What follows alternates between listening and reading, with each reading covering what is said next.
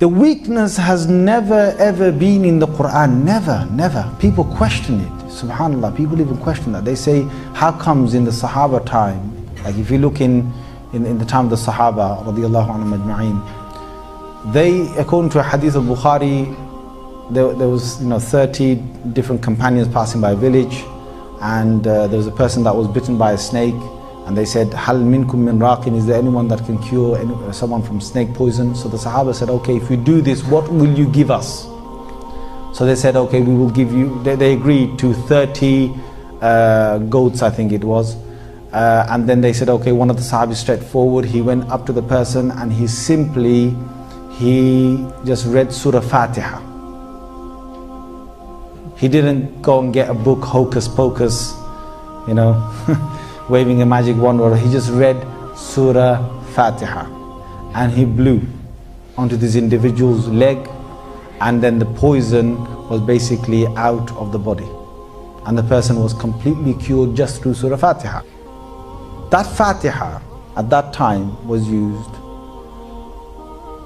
Have you come across anyone who can just sit there and go around to patients who are being struck by a snake and just read Surah FATIHA?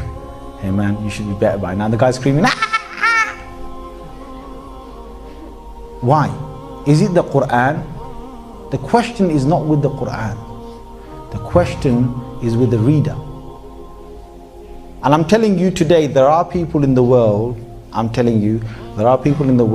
just through Surah FATIHA, they can cure, just like, and it's not they cure. I mean, obviously there are sabab, there are means. Allah subhanahu wa ta'ala will bring that cure about just through Surah FATIHA. And there are people still alive in this world today, but they're very rare. Most of us would probably need a lot more to read than that, just to get that cure to come about. The cure, we don't bring the cure, obviously Allah brings the cure, it's His words of the Holy Qur'an. But the one thing that I want us to understand is that the Qur'an in no way is any lesser in degree of power than what it was in its time of revelation. It's actually exactly the same power.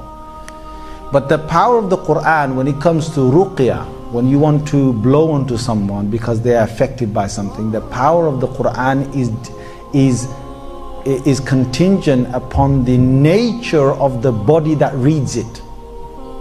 See, the body that reads it, it depends on the a'mal and the good action that the body does, and the purity of the heart. The more pure the heart is, the more grounded the beliefs of the Quran Sunnah are, the greater the actions are being performed by that body, the limbs of that body, the tongue of that body, the eyes of that body. The more that the eyes of that body have stayed away from obscenity, from evil looking, the more the ears have stayed away from haram, and the tongue has stayed away from lying and ghiba and haram, the greater the effect of that will be, of that reading will be when they read.